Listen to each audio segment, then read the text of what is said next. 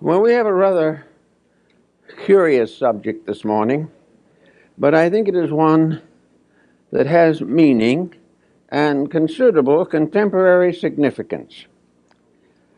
To study our heritage from the past is not simply a waste of time, because most of that heritage is still with us. If not in the political and social circles of life, at least in the internal, subjective moods of our own existence.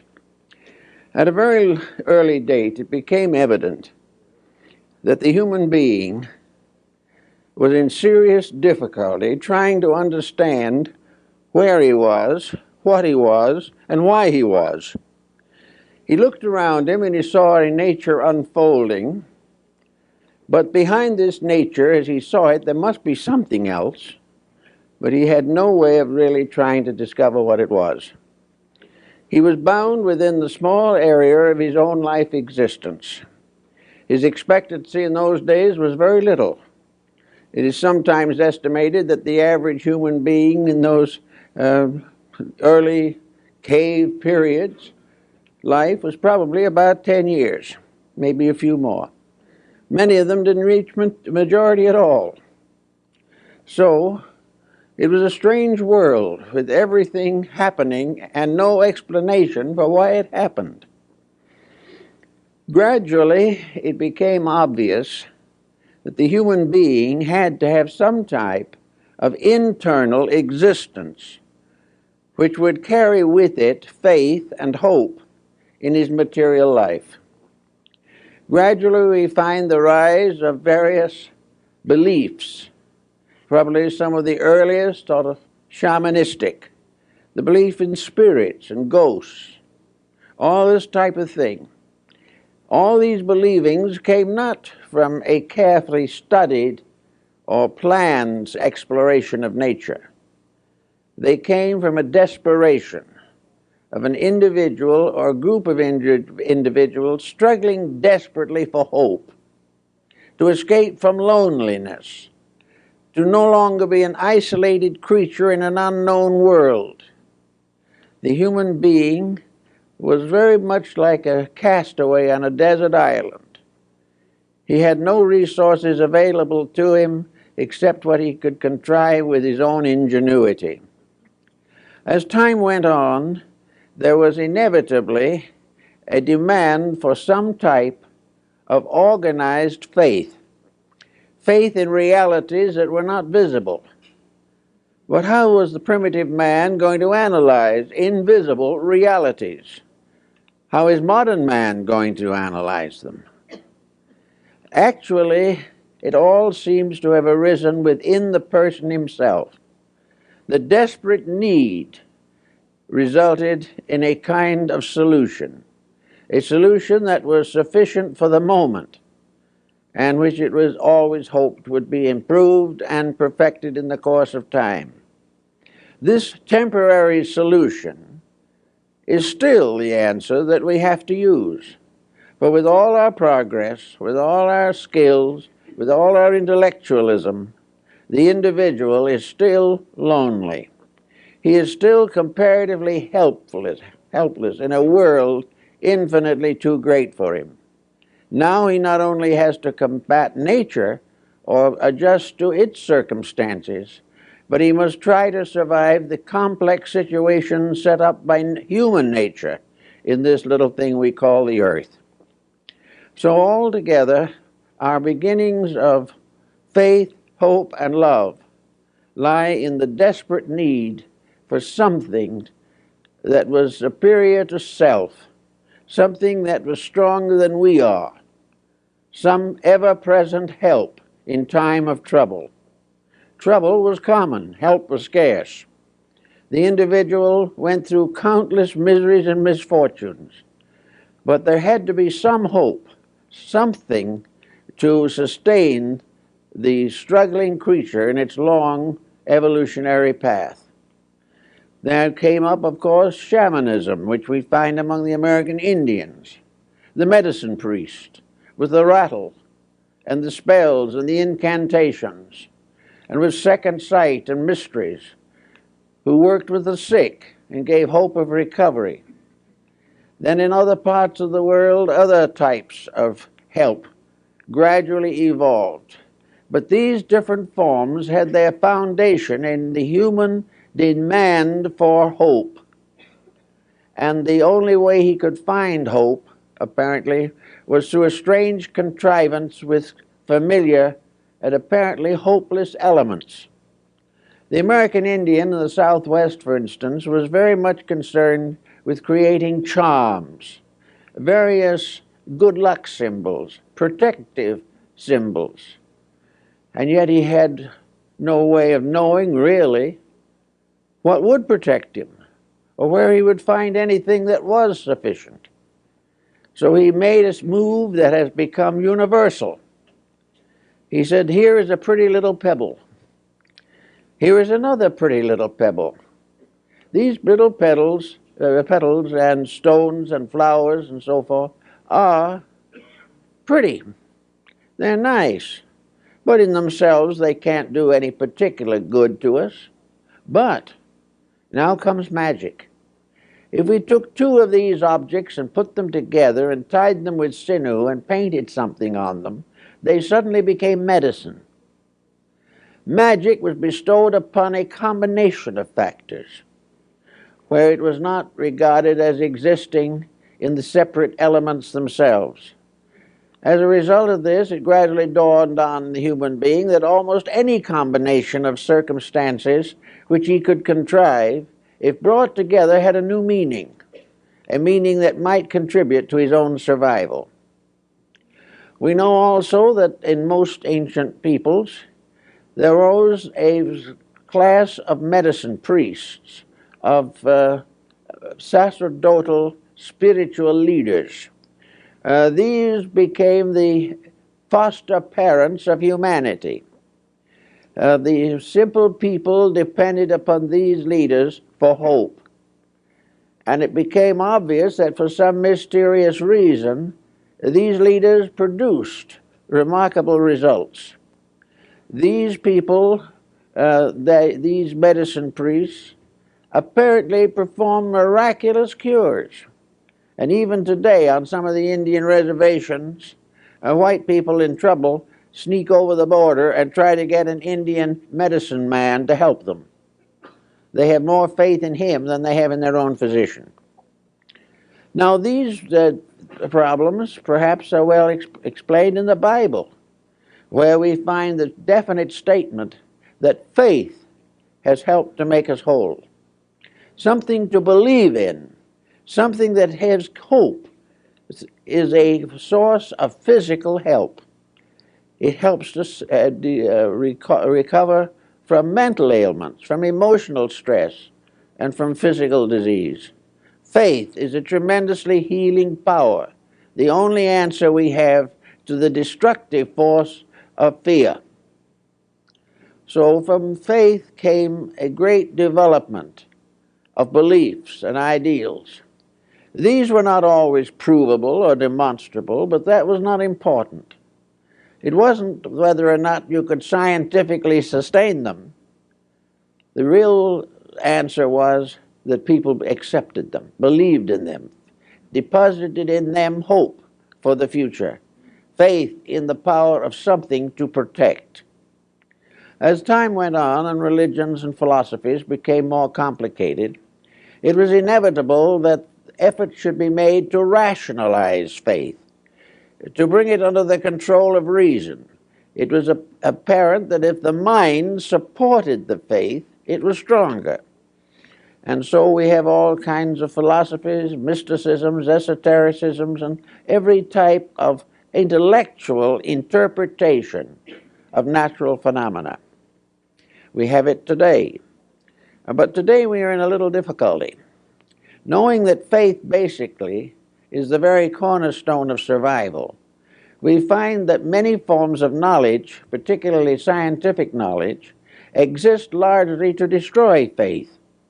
They want to take away from us the belief in those very invisible principles upon which we have learned to depend for peace of soul and peace of mind and peace of heart.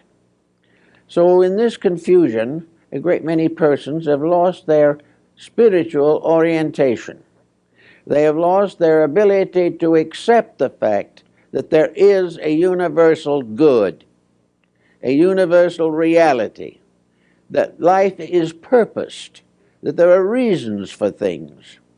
And as gradually the sciences limit perspective and force the individual into a constant acceptance of material things as the only realities, as this goes on, faith dims, hope fades away, and the individual is reduced to a state from which he escaped ages ago by rising above the level of materialistic, primitive existence. Now, in the course of all this problem, certain facts of human life became increasingly obvious, and these facts of life are perhaps somewhat summarized in our relationship with the mystery of death. It is a problem that the primitive man never could understand. He tried to dramatize this mystery. He tried to glorify it. He placed a treasury of art, beauty, and wealth in the tombs of his kings. He did everything to imagine that man after death lived in a beautiful land, but he had no way of proving it. He had no way of justifying it other than by faith. But this faith was so important, so desperately needed, that gradually a new type of interpretation of life was built upon faith, faith justified, not rationalized. It became obvious that there had to be some reason for existence. Materialism destroys that reason. Idealism supports that reason. And faith lingers and clings desperately to support, to something to make things better. Omar summarizes it in one of the quatrains when he says, "Strange is it not, that of those myriad few before us passed the gates of darkness through, not one returned to tell us of the way that to discover we must travel to." This pessimism was something that sickened. Pessimism is always a disease. It never amounts to anything constructive. But pessimism is an inevitable result of a hard, sharp look at circumstances without inner enlightenment to sustain us. So the problem of building this inner light can become very important to all of us. In the course of time, the ancients developed a way of tying divinity closer to humanity. It was rather obvious to most people, even when they were comparatively savage, that no deity could listen to all the prayers of mankind, could listen to the 2 or 3 billion prayers that go up now every day to some gracious providence for help, for something to build hope upon, something by which the individual escapes the isolation of his own insufficiency. So gradually the invisible world was organized, not by proof, but by necessity. This organization did, however, result in visualization. For the dreams that the individual had about the invisible world behind him and beyond him gradually came through in sleep patterns, resulting in an elaborate symbolism of inner survival. This is found in practically all the esoteric arts and sciences of antiquity that have descended to us. They have developed symbolisms of hope, symbolisms of survival, symbolisms of transformation, by which the suffering and ills of society can be transcended. In this particular phase of the subject, therefore, we have gradually enlarged the concept of God. We enlarged it in one way and reduced it in another. Certainly, we do not have the thousands of deities that arose in Oriental religions, but we do have a realization that there has to be something between man and God besides space. That this space, this interval of quality between our state and the divine state simply cannot be a vacuum. That in some mysterious way the divine operates in the mortal existence. And in order to operate, it must have some instruments of operation. So we gradually developed in ancient times a belief in tutelary deities, godlings of various kinds, deities of agriculture. The Romans had gods that lived under the kitchen floor to take care of food. The Egyptians had their deities who plowed the fields of Amentet after death. Everywhere there were godlings and spirits that came to help or to be present. Folklore is loaded with these concepts. Where did they come from? They were not really simply projects of imagination. They were the visualizations of hope, of faith, of the realization of a need, and an inner conviction that there must be somewhere something to meet that need. Now, we're talking about long ago, but we are not talking about things that no longer exist. The needs of our ancestors are still exactly the same as our own.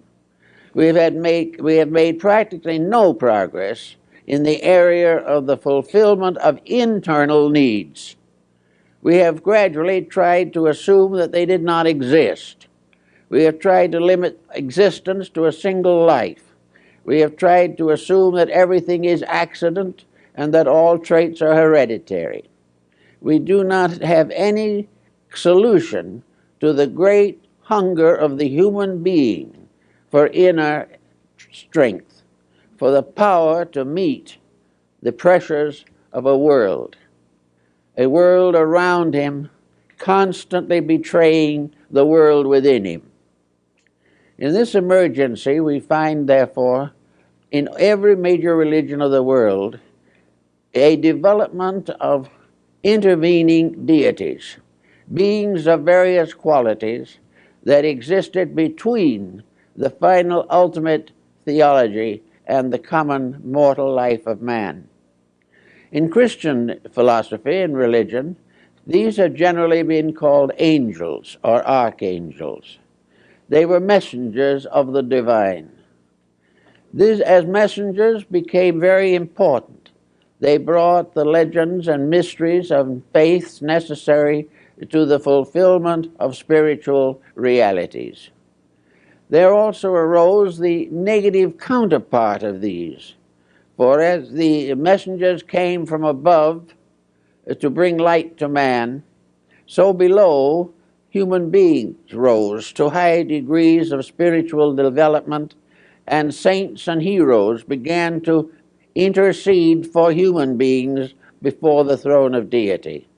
So a network of intercessions was created, a network of hope finally more or less justified by a network of speculations. Now, as time went on, these speculations became more and more firmly established in the human mind, until in many instances these are no longer speculations. They are now traditional facts that have come to us through the wisdom of our ancestors. Now, maybe these facts are more factual than we like to realize, because actually our best instrument to discover the facts of things must lie within ourselves. It is our own insight that is the nearest to truth that we can ever have.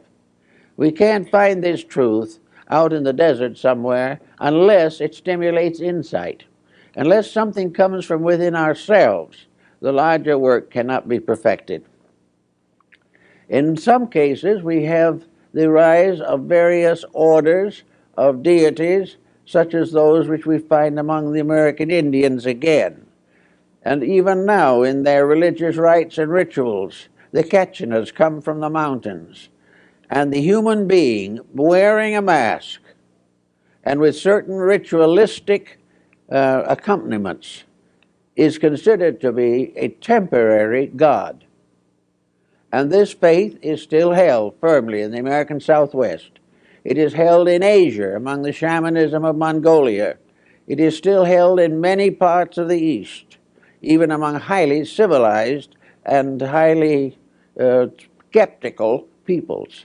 The belief, the realization of the mask cult is very strong and probably will be for a long time to come. I remember when I was up in the northern end of India towards Darjeeling, that a group of Tibetan dancers came down to give a performance for the strange visitors from afar. Among the dancers was a little boy, probably 5 or 6 years old.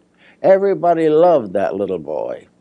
He was so charming and had such a quaint way of living and thinking and wore the cutest clothes imaginable. He was like a doll to most of the people who saw him, who came from outside of India. Then came the time for the dance, and the little boy put on a mask with a grimacing face on it and decked himself out with some regalia and started to join the dancers. And in the course of the dance, this little fellow danced over towards the visitors, the tourists. They immediately scattered and hid. The moment the mask was on him, those who knew the little boy were still afraid of him. This is a subconscious situation that apparently we have not been able to cure even now. So the masks appear in Egypt, in the temple rituals. They appear in the dramas of Greece. They appear in the dances and mysteries of Tibet, Mongolia, and Bhutan. They are still used in Japan and China. They are found among the Incas. They were a part of the regalia of the Aztecs and the people of Central America. Masked dancers and costume dancers are still found in many parts of Europe. The whole situation is that with the change of perspective, where something that isn't normal or common is introduced, immediately there are strange inner acceptances. Something happens, and the individual is no longer oriented to the materialism which has gradually crept into his nature. Now, in the course of this same procedure, we have had a great roaming around of the mind in folklore, in emblemism, in symbolism, in alchemy, in Kabbalah, and many of these things, where the individual, using ordinary elements, placing them in new combinations, causes them to become revelations of something superior or more important. Now, in the midst of all of this, we come to the classic Greeks. And in the classic case, of course, the most outstanding example of something is the spirit guide of Socrates. Socrates had a spirit that was born with him, according to his own statements. And this spirit was called a daimon. Our word demon comes from it, but it is a use that was made after it was assumed that all these pagan deities were devils. Actually, the demon was not an evil spirit, but a friend, a guide, and a counselor. And wherever Socrates was in danger or difficulty, his spirit came to him. The demon or guardian appeared, and he writes about it, discusses it, and tells of the examples of its presence. When, however, the time came for Socrates to die, when it was ordered that he take the hemlock and die of poisoning, he says that his spirit left him weeping. The spirit was no longer with him. Iamblichus, in his study of the mysteries of the Egyptians and Chaldeans, describes in detail these familiar spirits. And gradually we find more and more discussion of them, and Paracelsus, von Hohenheim, and many of the mystics of the Middle Ages recognized them. They were also recognized by the early church, that there was something that came along and sort of protected and helped and guided and became an invisible parent to a visible orphan, not necessarily because he lost his family, but because he was an orphan as far as his inner life was concerned. He was, as a child, left without parent. He was alone in a world, and he needed mothering. He needed someone to lean on. He needed something to strengthen and protect him in his efforts to live a good life. And so out of this came the concept of the guardian angel. The guardian angel, according to the stories about it that have come down to us, came into birth with the person itself. The angel came and remained with the person throughout life. And then when the person died, the angel appeared to testify before the throne of deity of the virtues of the person it had protected through the years. Now, this concept was never officially part of the Catholic or early Christian church, but it was said to be of the mind of the church. That is, it was accepted. A feast day was set aside for it, and as early as in the 4th and 5th centuries, it was discussed by the early church theologians. The direct source of the concept may have been the various nymphs and spirits of the Greeks. Also, the various guardian spirits and beings that protected the Egyptian living and dead. The direct form of it seems to have originated in Chaldea or Babylon. But there is no religion in the world of any importance today that does not have angels. They are found on the Buddhist monuments and in the beautiful Buddhist paintings and in the various statuary. They are found in China, in India, in Burma. They were very important in Persia. They occur frequently in the literature of the Orthodox Jewish faith. They are part of the Christian story, and they find them arising wherever the human being has been in the urgent need of help. They are a very essential part of the basic philosophy of Islam. So everywhere there are the beliefs in these beings. Beliefs that there are beings that can help and can stay with the individual throughout life. These invisible beings are sort of guardians, protectors. They are foster parents. They are the proof beyond all doubt that the human being is never left without guardianship and without love. These beings are a kind of mysterious benefactors. Sometimes they are regarded as having come from some great heights beyond human understanding. In the Christian and Jewish concepts, the angels are represented as winged because they are constantly able to travel inconceivable distances to fulfill the needs and missions. They are also bringers of annunciations. They are revealers of great spiritual happenings. They are the sources of visions and all kinds of spiritual experiences. The artists of the Renaissance and earlier have made some magnificent paintings of the guardian angels and of the angels of the presence. And the ancient countries believed that they had angels that guarded their countries. And it was long believed in the Jewish people that Michael, the archangel, was the guardian of Israel. All these different beliefs finally came down to a problem of seeking some form of rational explanation for them.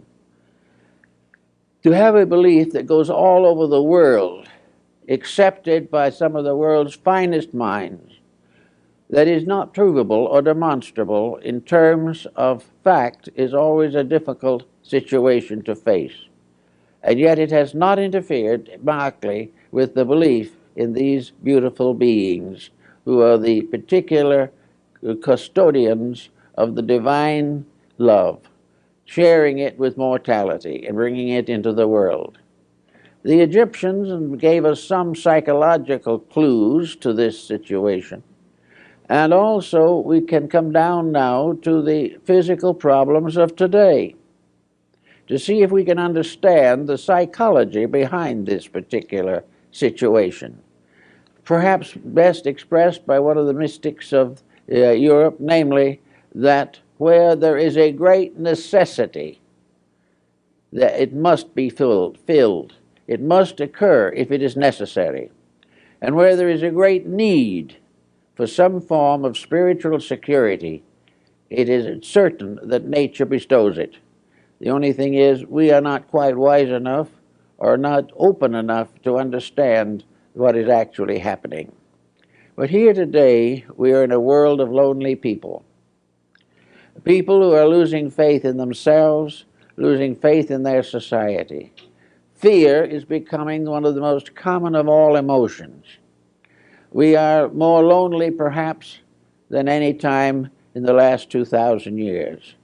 But we remember the journey of man as described by Plotinus, where he said, life is a journey of the lonely to that which is alone. In other words, the individual goes to that which is the final supreme end of all existence, deity. And that deity in a strange way is also alone, having nothing to depend upon except its own internal eternity. So in this phase of the matter, it is natural and was natural throughout all the crowded and suffering periods of history for humanity to build some kind of an image of faith, of hope, of charity, and to gradually lean more and more upon this without really knowing what it was all about. And the proof of the existence of the guardian angel did come to a great many people. It came in strange ways. The fulfillment of prayer, the individual asking for help, depending only upon the help of the invisible, received that help. And as a result, it seemed inevitable that all this faith was real, that all these hopes and prayers and divine expectations were part of a divine plan and not a mirage arising in the human mind itself. Actually, of course, there is no doubt in the world that the great benefit of the belief in the guardian angel was the fact that it strengthened character, that it provided inducement for virtue, that it made it easier to understand, easier to bear burdens, and to realize that no matter what happens, or how often it happens, or where it happens, no one is ever alone. We are never less alone than when alone, according to one of the poets. So this fact that we are not alone perhaps changes the entire destiny of many individuals.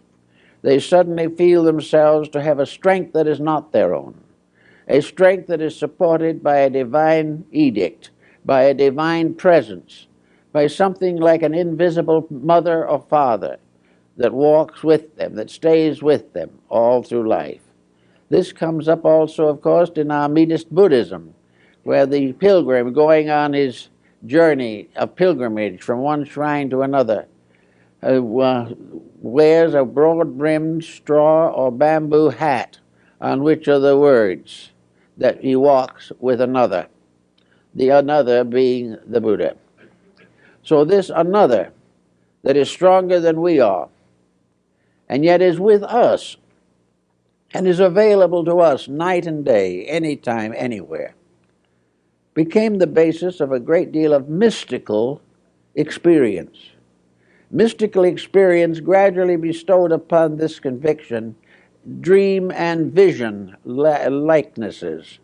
Individuals saw these spirits. Paracelsus describes in detail all the nature spirits and the gnomes and the undines and the salamanders that ancients believed were the custodians of flowers and plants. The American Indian in the plains had his totems. He had an animal spirit that guided him. He had to go out and perform vigil and learn what animal was to protect him. And when he went in vigil and had a dream of an eagle, the eagle became his protector for the entire lifetime. And he prayed to it, and he recognized it, and he thought about it. And he knew that the strength of the eagle was his, as long as he kept the rules. Now this brings another interesting phase into the problem of the guardian angel. The effectiveness of this concept. This being that loved us would help always if we deserve it. Now this put a moral factor into the situation, which is perhaps a greater moral factor than any other that we have ever been able to conceive in the search for integrities. It is true that we believe in a large, remote way that the good life is the life that leads to salvation. But this is a very big thing, and we don't understand too much about salvation either. But what we do realize or feel is that if there is something that is taking care of us and loves us and will take care and protect us if we keep its laws, and this is all right in our own hearts, in our own houses, in our homes, everywhere where we go, there is an immediacy about it that seems to have a tremendous power of help.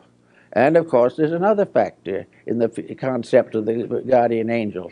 This angel knows everything that we do. Therefore, we may think we can hide, but we can't.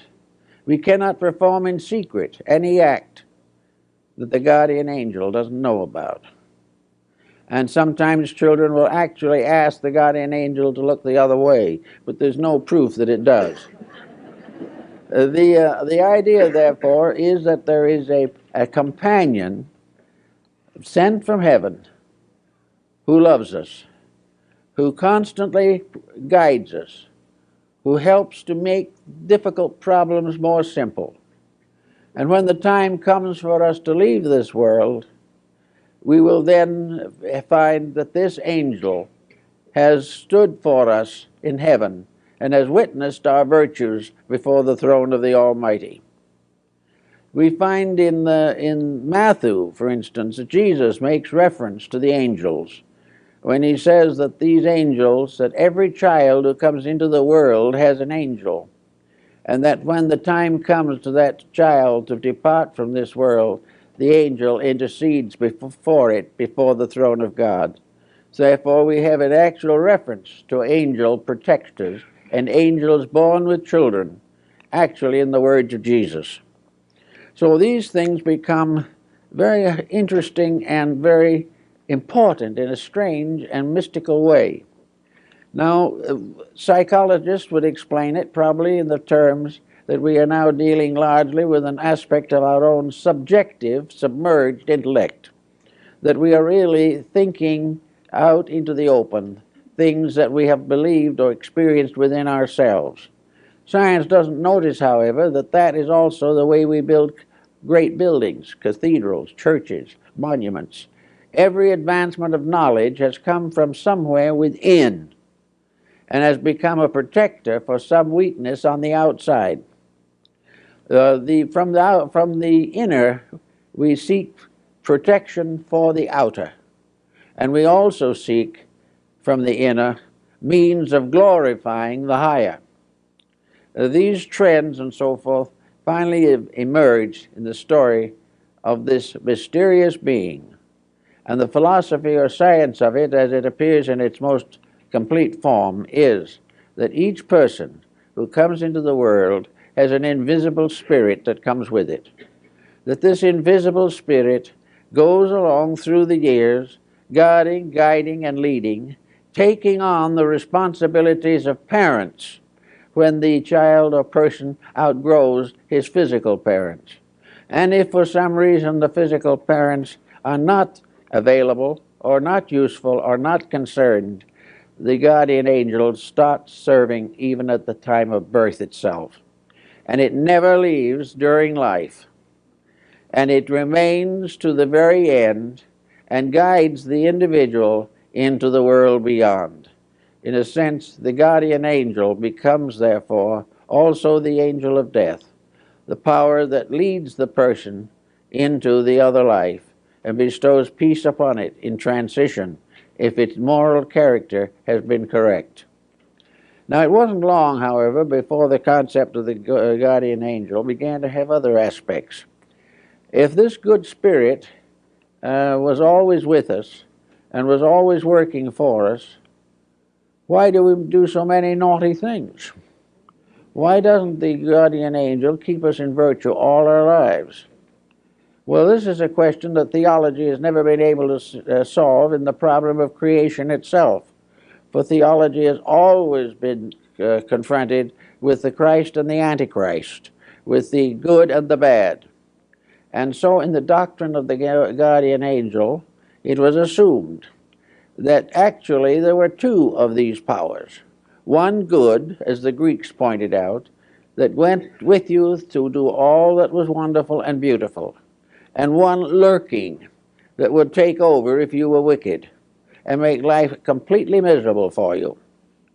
Now here we have the problem of Goethe's Faust and Mephistopheles, the spirit of evil or negation, which, however, was actually a spirit of retribution by which we ultimately learn to outgrow our own mistakes. But most medieval people, and particularly in the periods when magic, sorcery, and demonology were prevalent, believed that there were two of these beings. The good spirit they called the guardian angel, and the bad spirit they called the guardian on the threshold. And the guardian on the threshold was a mysterious monstrosity which each individual had to rise above before he could pass to a better life beyond. In other words, this was more or less an embodiment of karma, the type of karma that the individual suffered from as a result of his own misdeeds. And the guardian on the threshold was in control, in command of the imperfect life if it was bad enough to deserve such punishment. And then it was the one that took over and took the life back into the material existence again and started the karmic cycle once more. But in the ancient Egyptian and Greek mysteries, there were two guardians at the pillars of the temple. One was this beautiful spirit, very often in Christian art represented as holding an anchor, and the other was the spirit of the guardian on the threshold, a more gruesome type of thing, a part animal thing, which was there to test whether or not the individual was worthy to go on to a higher life. These became parts of symbolism and ritualism, and are found in many different beliefs over periods of time. It must be fair to say, however, that the dweller on the threshold was never as popular as the guardian angel, but it was something that also played a part in man's moral life, because if good protected him, evil dishonored him. And the most important point was that death did not end either. In some mysterious way, what we are survives life on this material planet. Therefore, the idea that we could escape by becoming eternally unaware, if we would simply cease to exist, was something that the ancients couldn't contemplate without asking certain relevant questions. One was, if it is possible, or if it is inevitable, that we cease, then there is really no explanation for why we exist at all. There is no possible idea sensible to man that even in his own limited perspective he contemplates that would put a situation such as we have here and end it with oblivion. We can't imagine the long and painful years of living, the consecrations and dedications, the virtues and the vices, the values and the mistakes, that all ends in nothing. The human mind just couldn't contemplate that. It required a scientific education to be an atheist. Without that, you just can't make it. But if there is something beyond, then that something is worth thinking about. It's also worth striving to understand. And in about the early 17th century, we had the rise of a great Christian mysticism, a mysticism which was gradually secularized, but which began undoubtedly in the early church itself. In this mysticism, there were contemplations and thoughts. We had experiences such as those of Emanuel Swedenborg. We had the rise of Spiritism in many forms, and finally of spiritualism itself. All these things were man reaching for hope. During World War I, a great many families were disrupted by the loss of a loved one. Immediately, there was a rise of interest in spiritualism. Arthur Conan Doyle, Sir Oliver Lodge, and others spearheaded a revival of spiritualistic phenomena because of loss and pain, because of man trying to understand why the problems of sorrow should be brought to the earth by man's own conniving, why he should make for himself tragedy and involve others in it. So the whole problem of the guardian angel finally summarizes in man's infinite need something to help this sadness, this deprivation from which so many suffer. And this type of thing is especially noticeable probably in the older age groups. So many older people live alone.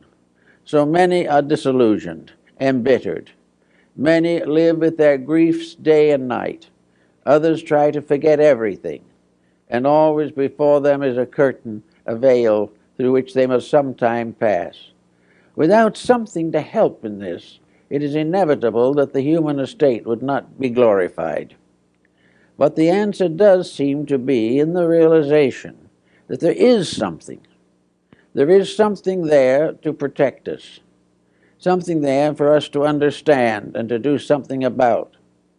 And little by little, it was introduced into the fact that in some way this guardian angel could communicate with us.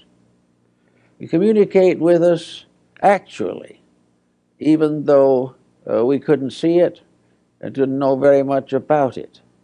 We felt its guiding influence. We felt that when we were in trouble, it sort of stood by and tried to show us a way out. It was there on cases of temptation. It was there to wag its finger at us more or less reprovingly when we used bad words. Actually, there was something that was another kind of parent, something that would correct our faults, protect our virtues, and be there when most needed. So we began to think about it a little bit, and finally we gave this thing a name. And I think that probably this name problem is the key to the whole thing.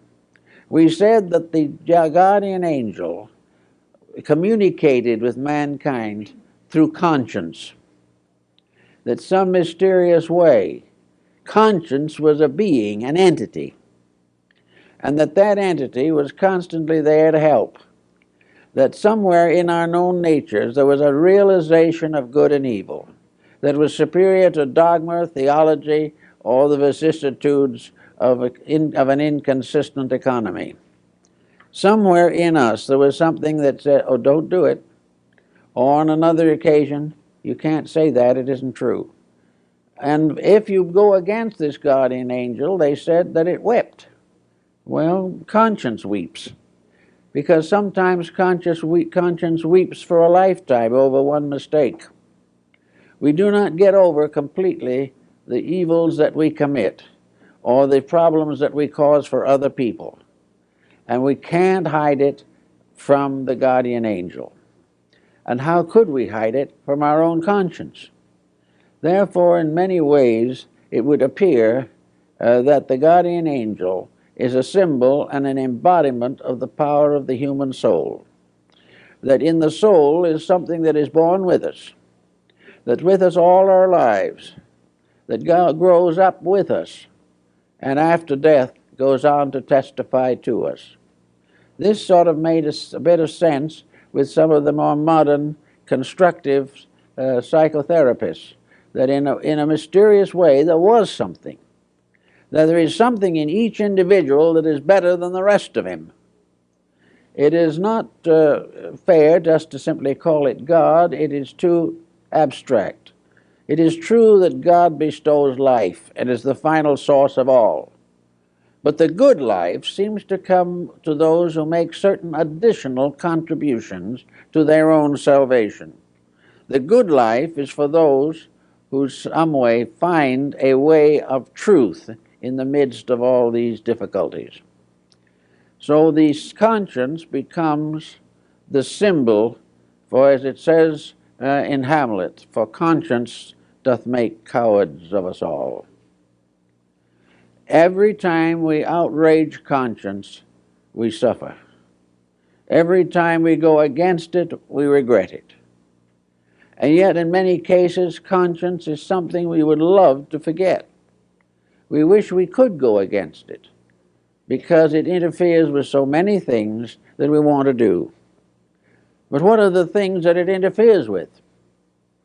We now realize more and more that the things it interferes with are things that we should not do, and that the idea that it is simply a disciplinarian for no good reason, that it is a tyrant, simply cannot be sustained. It is also true that conscience is forever growing in a mysterious way, or appears to be. Whether it is actually growing is not so certain. Perhaps it is manifesting itself a little more all the time.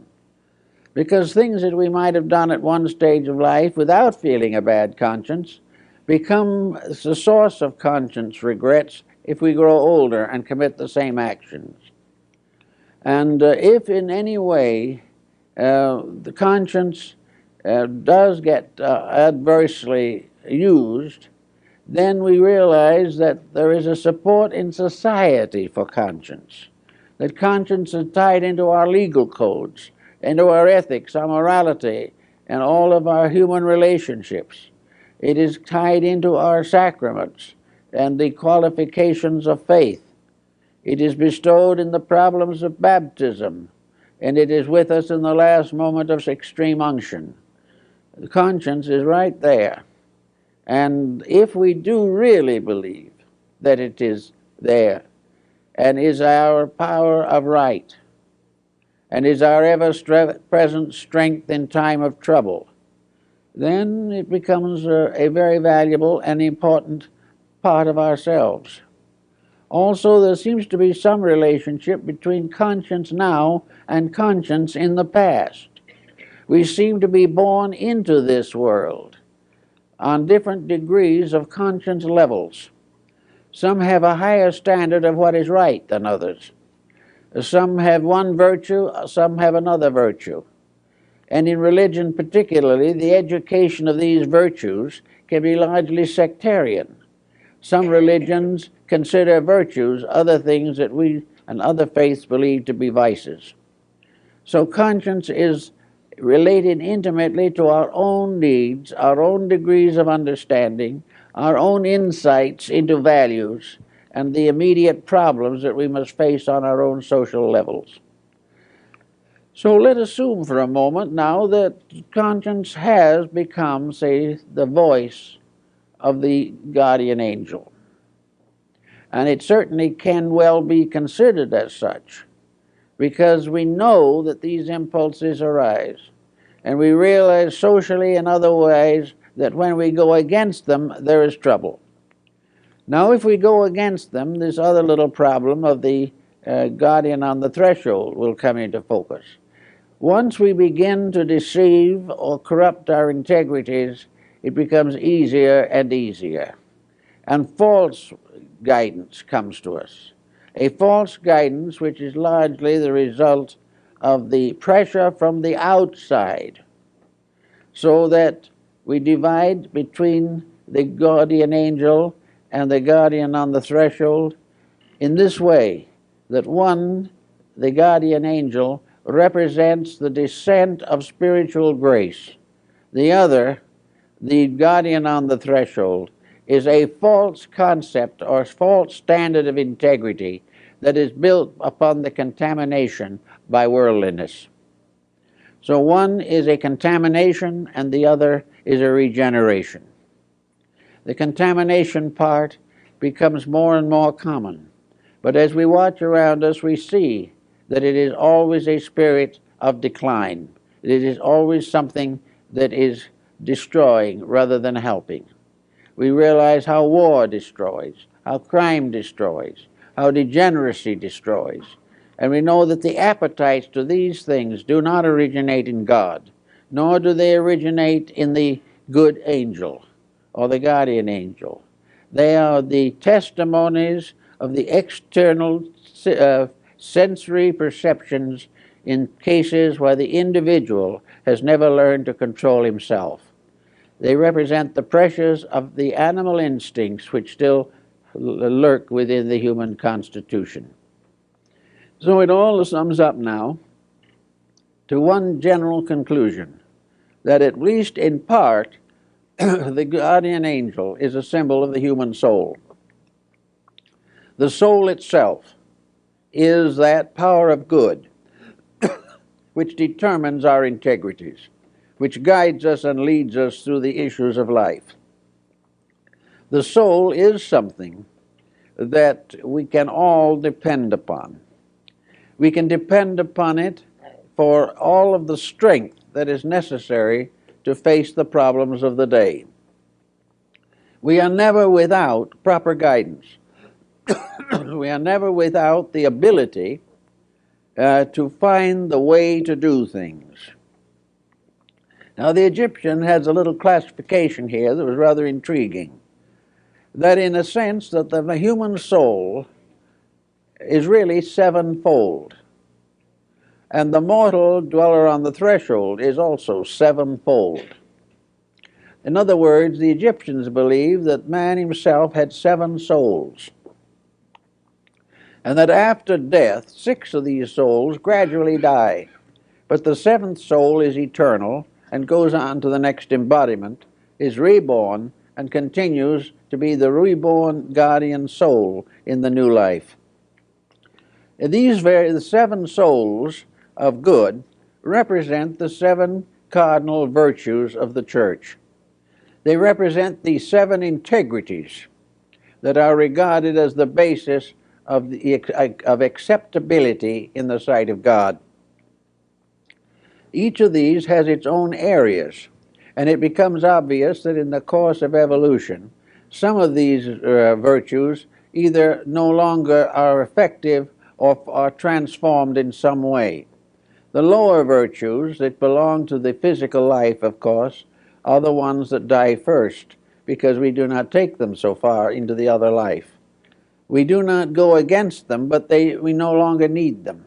And finally, the radiance of the great soul principle itself absorbs the 7 degrees of its own nature and becomes a shining mystery, a spiritual planetarium in which the 7 stars of the ancients shine in the structure of the human soul. The soul, therefore, has its controls, its divisions, its subdivisions. And in some instances, the ancients believed that there were several guardian angels assigned to each person for various reasons. For example, supposing this person had decided to become a priest, the guardian angel would be therefore able to select a priestly guardian for that life. Another one wished to be an artist, and in addition to the natal daemon, as it was called, there was a special angel appointed to perfect beauty in the life of that person. All beautiful and good things come from beings and not from circumstances or incidents. That which is, as one ancient said, that which is great enough and strong enough to bring a man to his knees in the presence of a great painting is not dead, it is alive. Beauty is a living thing. Beauty is a part of the soul. All parts of the good in man are soul powers, and those that go against these soul powers lose or are deficient and gradually drop back again to a comparatively animal level of existence. The soul, therefore, is the substance of the good, the beautiful, and the aspiring. As we have said on some occasions before, when Stradivarius was asked how he happened to make violins, he replied, God made Antonio to make violins. And in this concept of the guardian soul, when the soul comes into life, it is supposed to have the power to select within a certain range what it will do with life after it gets here. It chooses its own career and faces the problems before they occur. And if he decides, like Stradivarius, to make violins, a great artist, a great musical muse, a great musical sibyl will come with him to guide him through his years. Not only because of his need, but this is a service performed by the guardian angels, because in their coming and helping the individual to fulfill his own greatness or his own needs, they are also contributing to the glory of the world and all that is necessary for the perfection of human endeavor. Whoever the guardian angel was that watched over Michelangelo served all mankind. But the ancients believed that definitely this was a spirit, and that this spirit would only come when truth prevailed, that it would only come and give beauty when integrity was there. And there is a story of a couple of art critics wandering through the Luxembourg Gallery in Paris, and they came upon the works of an artist, and they studied them, and they looked it over, and finally one of them said, "This is an exceptionally fine painting." And the other one said, "Yes, it is his greatest work, because he was in love when he did it." And this was again the angel, because if the love was sincere and pure, the angel was there to help.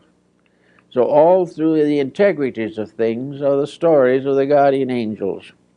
And I think it might be very wonderful if somewhere along the line someone would take this concept and write something about it into a small child's book, a book for little children, a book of fairy tales, but tales in which the fairies are the powers of the human soul, in which the child is given an idea that the love in it, the love that may make it love a doll, is also part of a great love principle that exists in nature, and that this principle, like all others, is alive. It is not simply something that comes out of nothing. It is one of the divine births of God.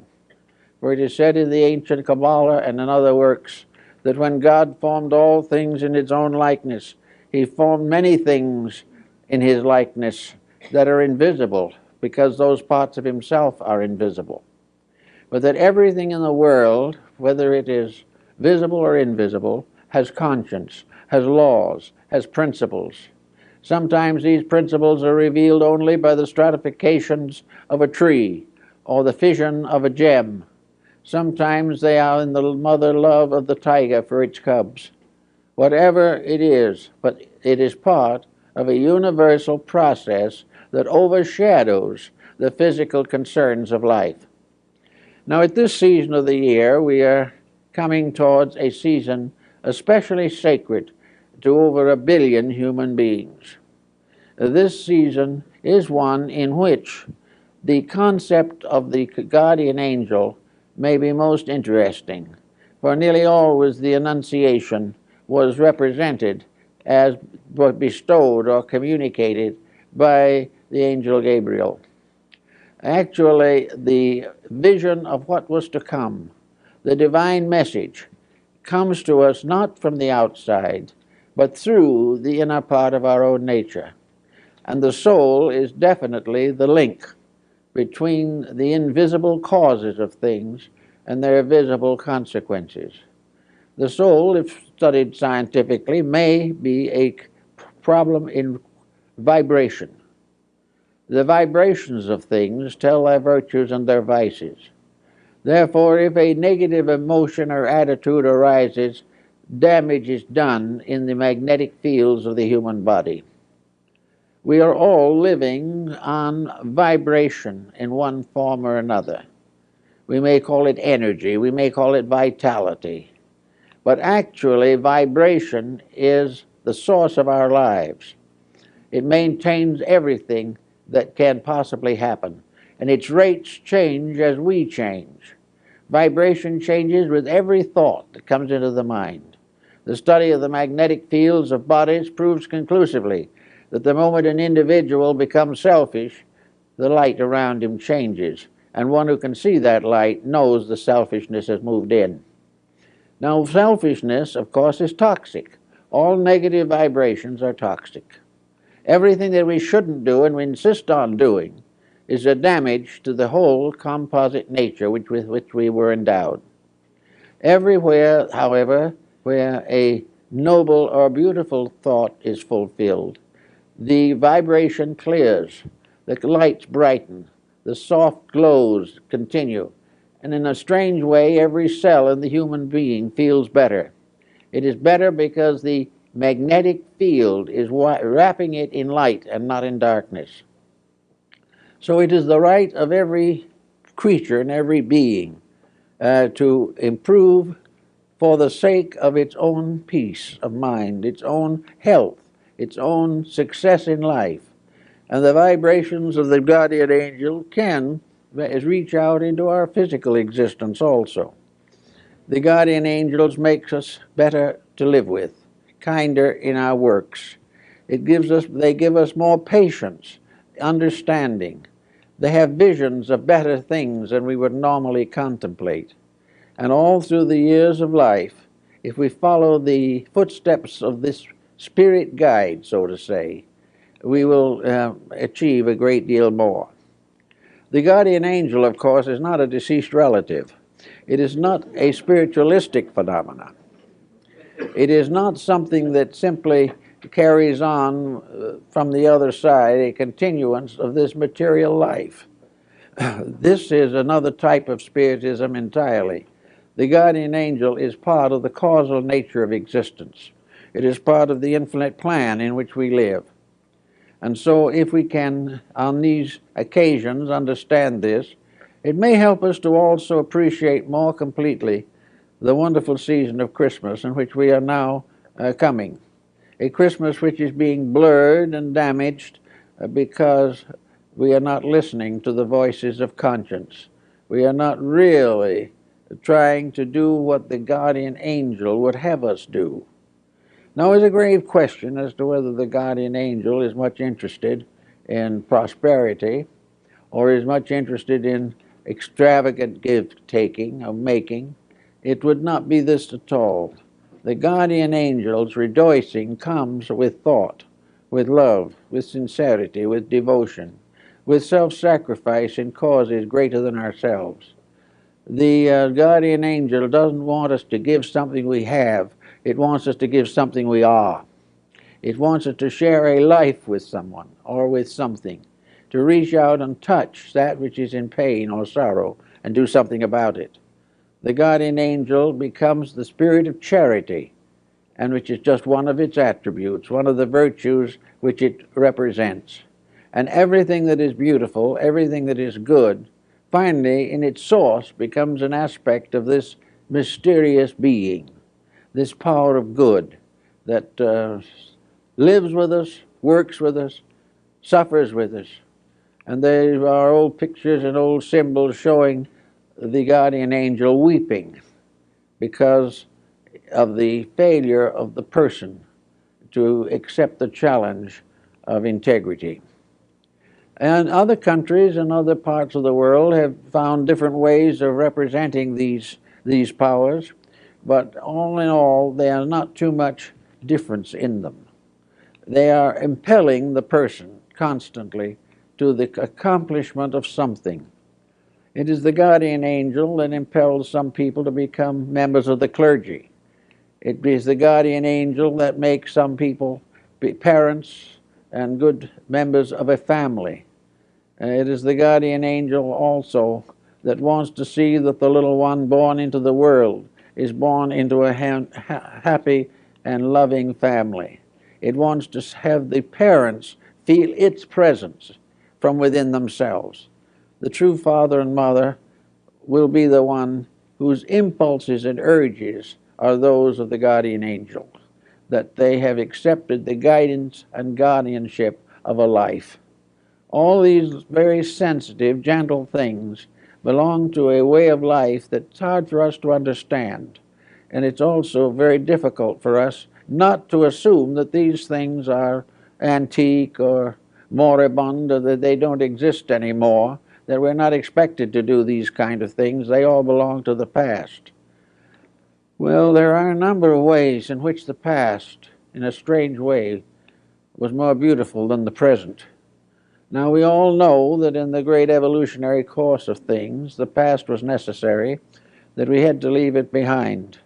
But there is no reason why any of us at any time should leave behind anything that is good that was ever in the world. Because all this good is locked within the concept of the guardian angel. It brings with us the wisdom of the past. It gives us the insights and the moralities and the integrities of long ago.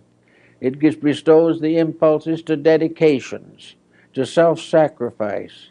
It creates the people like Mohandas Gandhi. It also creates the Abraham Lincolns. These are people living by virtue of the soul within them. Each one has gradually revealed out of its own life the workings of the guardian angel. And all guardian angels, when they work, transform people into guardians also. The guardian angel was the power that manifested itself in Lincoln when he became a guardian of a new way of life in this country. The guardian angel always works through service, through giving, through sharing, through contributing various virtues. In the ancient times, the people like Pythagoras had their spirits. Pythagoras was regarded as an embodiment of Apollo. He also had an attendant muse that was with him. Each of these people, according to legends, were guided by mysterious beings that accompanied them. It was a muse, or it was maybe a guardian angel, that appeared to the Emperor Julian and told him to take the purple. He only reigned for less than 2 years, but the angel told him that was his duty. Others have probably inspired men like Luther to retire into banishment and spend his life translating the Bible. But wherever there is a labor to be done, it is the progress of the soul in man that makes that labor possible. Growth comes from the soul, not from the mind or the body.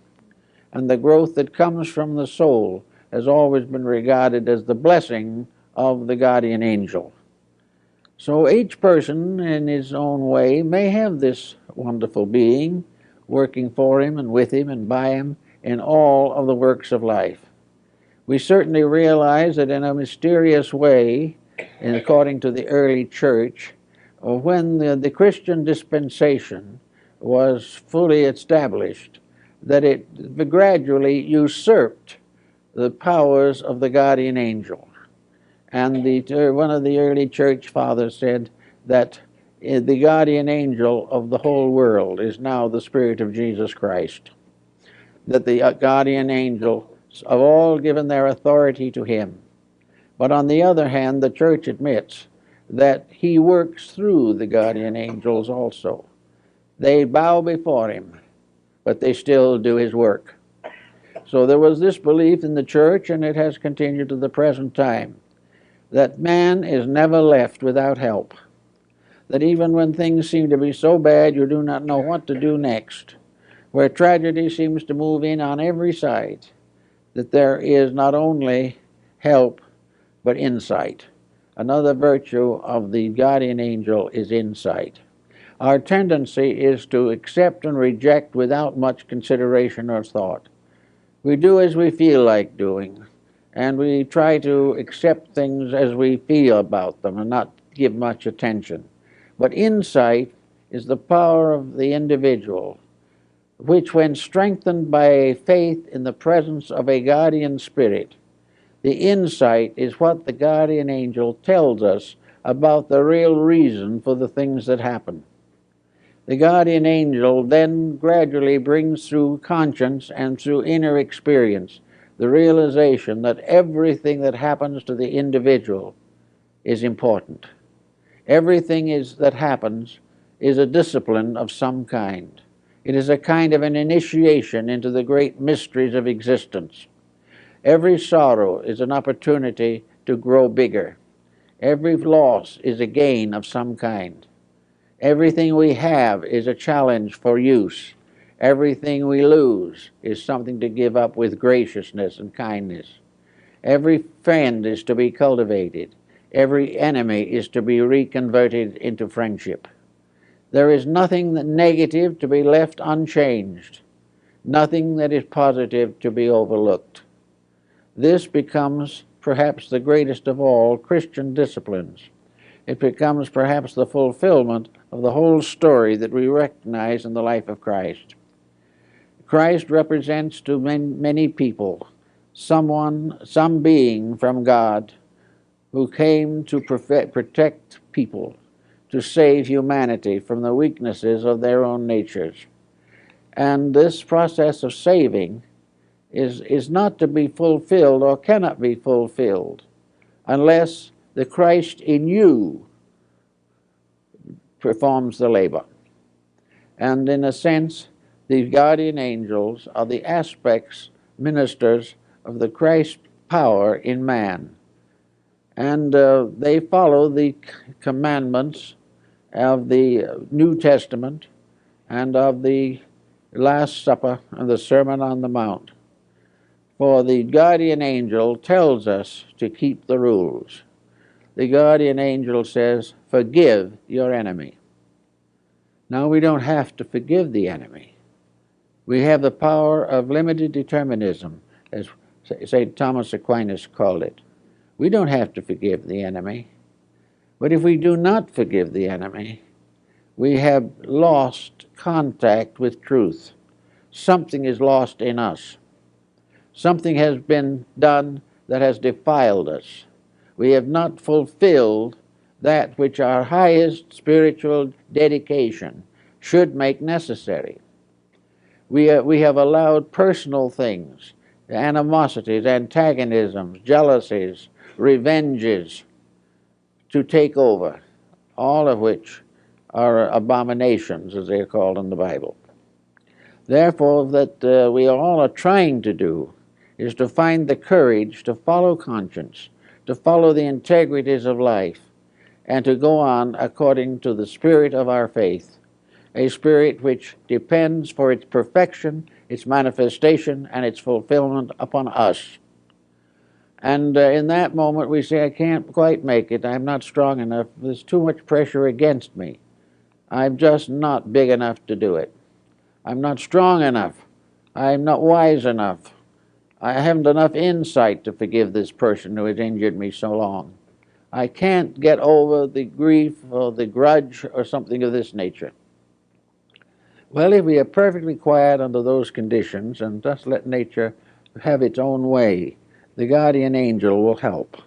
It will come in as the spirit of conscience. It will kind of reveal to us all of the elements and factors that are necessary to a proper adjustment. First, it will calm the antagonisms. It will help us to realize that these attitudes are not of God, but belong, if to anything, to the anti-God or antichrist. That there is nothing to be gained by perpetuating evil. And then perhaps we will say to the conscience, but I'd like to, but I can't forget. I can never forget what has happened. And the guardian angel says, don't forget, understand. And if you do that, you will probably find that you can transform the injury into soul power and soul growth. And when you do that, the guardian angel will pat you lightly on the back and let you know that you have succeeded in something. So it's kind of nice to think about the idea that there's someone around that is on our side of almost anything, as long as we are on the side of truth. If we can be on the side of the realities of life, there's always something that's with us, something invisible, but something real. Perhaps we want to call it the higher part of ourselves. Perhaps we want to think of it only as the soul which we have received from God. Perhaps we'd like to think of it as an elder brother somewhere, or an older sister who's kind of watching over, or a kind of spiritual parent who never fails. But whatever we want to consider it, the belief in a guardian angel has undoubtedly contributed a great deal to the moral growth of mankind.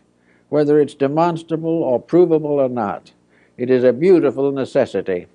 It is something we're all better for believing, whereas doubts and negative attitudes do nothing to help. They do not give us any further strength or insight with which to labor for the perfection of our society or the advancement of our own ethics. It is therefore very good at this time to kind of try to make an acquaintance of this character in yourself. Try to find the guardian angel. All you have to do to find it is to be quiet for a moment and think a beautiful thought, and it's there. Just don't give up the attitudes of a being that is all love and is with you always, and therefore is always available to express itself in your own love for all values that are right and for all duties that need the doing. I think that's in the spirit of Christmas, and I hope it's kind of, touches things up a little bit.